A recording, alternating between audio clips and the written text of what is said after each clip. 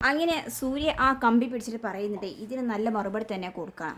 നന്ദിനി പറയുന്നത് സാർ എനിക്കൊന്നും പറ്റിയിട്ടില്ലല്ലോ, ഇനി ഒന്നും ചെയ്യണ്ട എന്ന് പറയാണ്. സൂര്യ പറയണം നന്ദിനി ഒരു കാര്യം ശ്രദ്ധിക്കണം, ചെറിയൊരു കാര്യം ഇങ്ങോട്ട് കിട്ടുമ്പോൾ തിരിച്ച് അതുപോലെ തന്നെ അങ്ങോട്ടും കൊടുക്കണം, ഇല്ലെങ്കിൽ അവരെന്ത് വിചാരിക്കുമെന്നോ, നമുക്ക് ചോദിക്കാനും പറയാനും ആളില്ല എന്ന്. അപ്പോൾ രാജു പറയുന്നുണ്ട് കറക്റ്റാണ് സാർ പറഞ്ഞത്, തിരിച്ചു കൊടുക്കണം സാറേ എന്ന് പറയാണ്. അപ്പോൾ സൂര്യ പറയുന്നുണ്ട് പിന്നെ ഇങ്ങനെ ഒരു ബുദ്ധി മനസ്സിലുദിക്കണമെങ്കിൽ അത് ഏറ്റവും ചീഞ്ഞ ബുദ്ധിയുള്ള ഒരാൾക്കാണ്. അപ്പോൾ രാജു പറയും സംശയം എന്താ, അത് വിജയ് സാർ തന്നെ, ഇത്രയും ചീഞ്ഞ ബുദ്ധി ഈ വീട്ടിൽ മറ്റാർക്കുമില്ല എന്ന് പറയാണ്. അപ്പോൾ സൂര്യ അതെ അടിക്കൈ എന്ന് പറഞ്ഞ് രണ്ടുപേരും കൈ തമ്മിൽ കൂട്ടിയടിക്കുകയാണ്. എന്തായാലും നന്ദിനി താൻ ഇവിടെ തന്നെ ഇരിക്കും, ഞാൻ ഇപ്പോൾ വരാം, ഇതിന്റെ കാര്യം ഞാൻ ഏറ്റു എന്ന് പറയാൻ. സാർ വേണ്ട എന്ന് പറയാൻ നന്ദിനി പറയേണ്ടടുത്ത് പറയണം, അടിക്കേണ്ടടുത്ത് അടിക്കണം, അതാണ് എൻ്റെ പോളിസി, ഇതിനുള്ള പണി ഞാൻ കൊടുത്തോളാം എന്ന് പറഞ്ഞ് ആ കമ്പിയുമായിട്ട് സൂര്യ പുറത്തേക്ക് പോവുകയാണ്.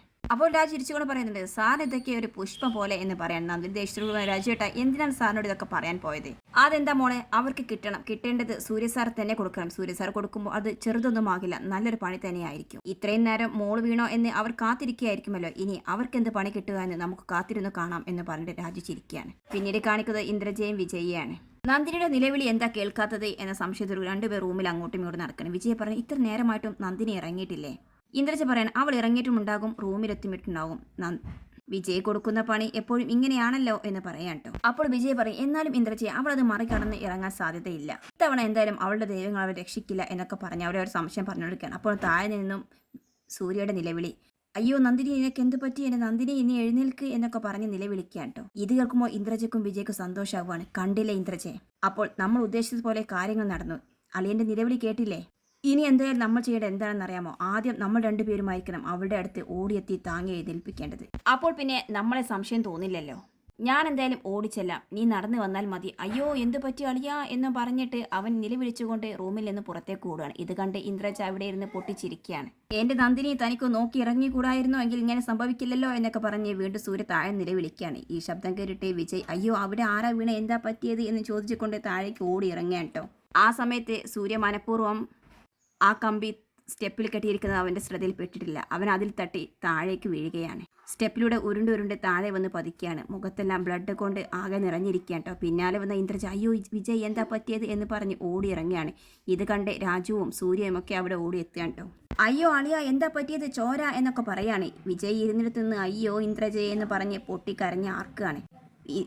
നന്ദിനി ഓടി വന്നിട്ട് അയ്യോ സാർ എന്താ പറ്റിയത് സാർ, പെട്ടെന്ന് ഹോസ്പിറ്റലിൽ കൊണ്ടുപോകാം എന്ന് പറയാണ്. സൂര്യ പറയാൻ അതിൻ്റെ ഒന്നും ആവശ്യമില്ല, അതിനുള്ള മുൻകരുതലൊക്കെ അവരുടെ കയ്യിലിടാം, വലിയ കാര്യങ്ങൾ ചെയ്യാൻ പ്ലാൻ ചെയ്തവർക്കൊക്കെ ഇതൊക്കെ അറിയാം അല്ലേ ചേച്ചി എന്ന് പറയാണ്. ഇന്ദ്രജ ഒന്നും ഇടാൻ നിൽക്കുകയാണ്. അവസാനം വിജയ് എഴുന്നേൽക്കുക എന്ന് പറഞ്ഞ് വിജയുടെ കൈ പിടിച്ച് താങ്ങി എഴുന്നേൽക്കുക. ഒപ്പം രാജവും സാധനത്തിന് അങ്ങനെ രണ്ടുപേരും കൂടി ചേർന്ന് വിജയെ സോഫയിൽ കൊണ്ടുപോയി ഇരുത്താണ്. വിജയ് വേദനിക്കുന്നുണ്ടോ എന്നൊക്കെ ചോദിക്കുകയാണ്.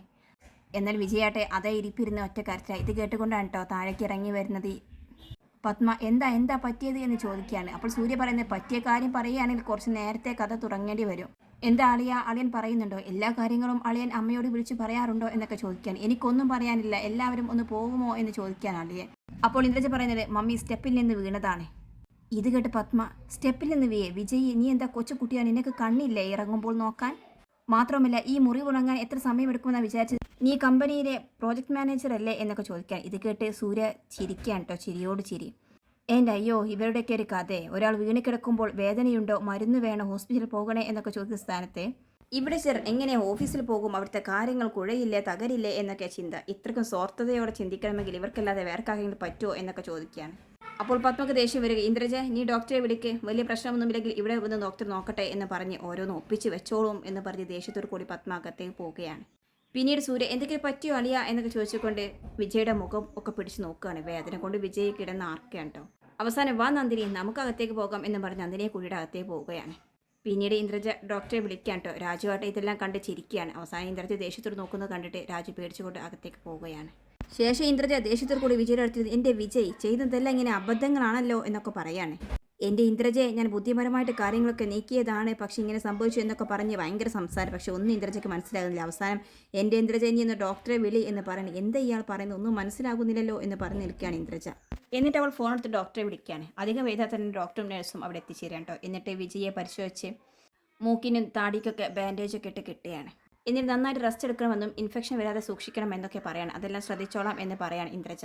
പുറത്ത് എവിടെയെങ്കിലും പോകാനില്ലല്ലോ അല്ലേ എന്ന് പറയാണ്. വിജയ് പറയുന്നുണ്ട് എനിക്ക് കമ്പനിയിൽ പോകാനുണ്ട്, പക്ഷേ ഈ അവസ്ഥയിൽ പോയി എല്ലാവരും എന്നെ കളിയാക്കും. ഓക്കെ നിങ്ങൾ പോകണ്ട എന്ന് പറയാണ്.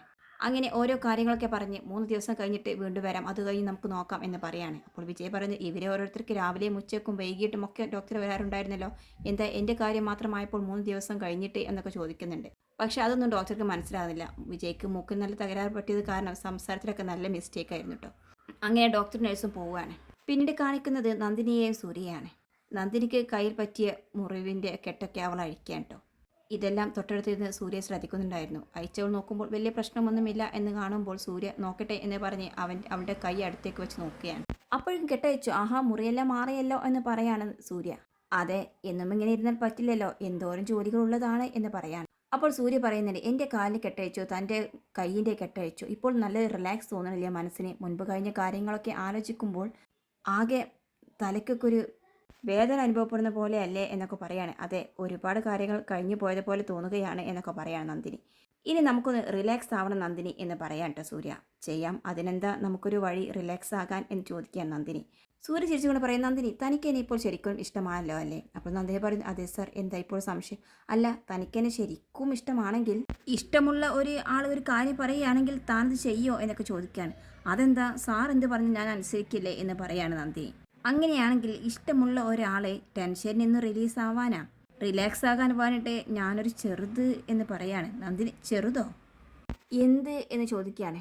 അല്ല നന്ദിനി, ഞാനിങ്ങനെ ടെൻഷനൊക്കെ വരുമ്പോൾ അതിൽ നിന്നൊക്കെ ഒന്ന് റിലാക്സ് ആകാൻ വേണ്ടിയിട്ട് വലിയൊരു കാര്യം ചെയ്യാറില്ലേ, അതിൻ്റെ ചെറുത് എന്ന് പറയാണ്. എനിക്കൊന്നും മനസ്സിലാവുന്നില്ല സാർ എന്ന് പറയാൻ നന്ദിനി. എങ്കിൽ നിന്നോട് ഞാൻ നേരിട്ട് പറയും, എന്തിനാ ഇങ്ങനെ വളഞ്ഞ വഴി നോക്കുന്നത്? എനിക്ക് ഒന്ന് ടെൻഷൻ ഫ്രീ ആവാൻ വേണ്ടിയിട്ടേ കുറച്ച് മദ്യം കഴിക്കണം എന്ന് പറയാൻ. അതിന് ഞാൻ പുറത്തുനിന്ന് പൊയ്ക്കോട്ടെ. ഇത് കേട്ട് നന്ദിനി മുഖഭാവം ഒന്ന് മാറുകയാണ്. അല്ല നന്ദിനി, എൻ്റെ ശരീരത്തിനൊക്കെ ഭയങ്കര ഭാരം, ഭയങ്കര പിടുത്തം, കുറച്ച് മദ്യം ചെന്നിരുന്നെങ്കിൽ ഇതെല്ലാം ഓക്കെ ആകും എന്ന് പറയാണ്. അപ്പോൾ നന്ദിനി ചിരിച്ചുകൊണ്ട് അങ്ങനെ മദ്യം ചെന്നാൽ എല്ലാം ഓക്കെ ആകുമെങ്കിൽ എന്തിനാ സർ കുറച്ചാക്കുന്നത്? കഴിക്കുമ്പോൾ കാര്യമായിട്ട് അങ്ങ് കുടിച്ചോ എന്ന് പറയാണ്. ഇത് കേൾക്കുമ്പോൾ സൂര്യക്കും സന്തോഷം. അതെ, ഇങ്ങനെ സ്വാതന്ത്ര്യം കൂടുതൽ തന്നാൽ ഞാൻ വഷളായി പോകും, കുറച്ച് തൻ്റെ കയ്യിൽ കൺട്രോളൊക്കെ വേണം. ഏയ് അതിൻ്റെ ഒന്നും ആവശ്യമില്ല സർ, സാറ് നന്നായിട്ട് കുടിച്ചോണം എന്നൊക്കെ പറയാൻ കേട്ടോ. എങ്കിൽ താൻ ഓക്കെ ആണെങ്കിൽ നമുക്കങ്ങ് തുടങ്ങിയാലോ, താനെൻ്റെ കൂടെ കട്ടയ്ക്ക് നിൽക്കുകയാണല്ലേ എന്നൊക്കെ പറയാൻ. അതിനെന്താ സാർ എന്ന് പറഞ്ഞിട്ട് നന്ദിനി ചിരിക്കുകയാണ്. എന്നിട്ട് ഗ്ലാസ് എടുക്കാൻ വേണ്ടിയിട്ട് പോകാൻ കേട്ടോ. ഭാര്യമാരായാൽ ഇങ്ങനെ വേണം, കട്ടക്ക് സപ്പോർട്ട് നിൽക്കണം, മറ്റുള്ള ഭാര്യമാർ നിന്നെ കണ്ട് പഠിക്കണം എന്നൊക്കെ പറഞ്ഞിട്ട് ചോദിക്കുന്നുണ്ട്. അല്ല നന്ദിനി, ആ ഇരിക്കുന്നതിൽ ഏതാണ് എടുക്കേണ്ടത്? സാർ ഏത് വേണമെങ്കിലും എടുത്തോ, ഏതെടുത്താലും എനിക്കൊരുപോലെയാണ് എന്ന് പറയാൻ നന്ദിനി. സൂര്യ തനിക്കൊരുപോലെയാണോ? അതെ, സാർ ഏതാണ് കഴിക്കുന്നത് അത് കഴിക്കാൻ എനിക്കും വിരോധമില്ല എന്ന് നന്ദിനി പറയും. ഇത് കേട്ട് സൂര്യ ഒന്ന് ഷോക്കാവൂടെ, താനും കഴിക്കുന്നുണ്ടോ എന്ന് ചോദിക്കുന്നു. പിന്നെ അല്ലാതെ എന്ന് ചോദിക്കുകയാണ് നന്ദിനി. അത് ഞാൻ മുൻപൊരിക്കൽ പറഞ്ഞിട്ടില്ലേ, സാറ് കഴിക്കുകയാണെങ്കിൽ ഞാനും കഴിക്കുമെന്ന്. നമുക്ക് ഇരിക്കാം സർ, നേരം പുലരുവോളം ഇരിക്കാം എന്ന് പറയാണ്. ഇതൊക്കെ കേൾക്കുമ്പോൾ സൂര്യയുടെ മുഖഭാവം ഒന്ന് മാറുകയാണ് കേട്ടോ. ഞാൻ വേണമെങ്കിൽ നല്ല ഓംലെറ്റും കുറച്ച് ചിക്കൻ പീസും എടുത്ത് വറുത്ത് കൊണ്ടുവരാം, എന്നിട്ട് നമുക്ക് നേരെ പുലർന്നു വരെ ഇങ്ങനെ ഇരിക്കാം. സാറിന് മാത്രമല്ല എനിക്കും ഒന്ന് റിലാക്സ് ചെയ്യണ്ടേ. അപ്പോൾ സൂര്യ അവിടെ ഇരുന്ന് കഴിഞ്ഞ ദിവസം നന്ദിനി മദ്യപിച്ചുണ്ടായ കാര്യങ്ങളൊക്കെ കുറിച്ച് ആലോചിക്കാൻ കേട്ടോ. എന്നിട്ട് പേടിക്കുകയാണ്. അവൻ്റെ മുഖഭാവത്തിൽ നിന്നും നന്ദിനിക്ക് കാര്യം മനസ്സിലായി. എന്താ സാർ ആലോചിക്കുന്നത്? കഴിഞ്ഞ തവണ ഞാൻ മദ്യപിച്ചപ്പോൾ വിജയ് സാറിന് ഇന്ദ്രജാ മേഡത്തിന് വേദാ മേഡത്തിൻ്റെ അടുത്തൊക്കെ പോയി എന്ന് സാർ അടുത്ത ദിവസം പറഞ്ഞ് ഞാൻ കേട്ടിട്ടുണ്ട്. അതുപോലെ ഇത്തവണ ഞാൻ മദ്യപിച്ചാൽ എന്തായാലും ഞാൻ പത്മ മേഡത്തിന് മുന്നിൽ ചെല്ലും, എന്നിട്ട് 4 വർത്തമാനം ഞാൻ പറയും. അല്ലാതെ നേരെ ചെന്ന് നിൽക്കാൻ എനിക്ക് ധൈര്യം വേണ്ടേ? ഇതാവുമ്പോൾ കുഴപ്പമില്ലല്ലോ, കള്ളു കുടിച്ചിട്ടല്ലേ എന്നൊക്കെ പറയാൻ. സൂര്യയുടെ മുഖഭാവം ആകെ മറിയാൻ കേട്ടോ. ഒന്നും വേണ്ട എന്നവൻ ചിന്തിക്കുകയാണ്. ഇതൊക്കെ നന്ദി ശ്രദ്ധിച്ചുകൊണ്ട് അവൾ മുഖം കൊണ്ട് എന്ന് കാണിക്കുന്നുണ്ട് കേട്ടോ. അവസാനം സൂര്യ അയ്യോ വേണ്ട വേണ്ട വേണ്ട, ഞാനും കുടിക്കുന്നില്ല താനും കുടിക്കുന്നില്ല എന്ന് പറയാൻ. നന്ദിനി അയ്യോ സർ, ഞാൻ ആഗ്രഹിച്ചതല്ലേ, എന്നിട്ട് പറ്റില്ല എന്ന് പറഞ്ഞാലോ എന്നൊക്കെ പറഞ്ഞ് വിഷമിച്ച് കാണിക്കുകയാണ്. ഇല്ല കഴിക്കുന്നില്ല എന്ന് പറയാണ് സൂര്യ. എന്നാലും എനിക്ക് ഉറക്കം വരില്ല. ഉറക്കം വരുന്ന ഒരു മാർഗ്ഗമുണ്ട് സർ, അന്താക്ഷരി കളിക്കാം നമുക്ക്, എന്നിട്ട് കളിച്ച് നമുക്ക് ഉറങ്ങാം.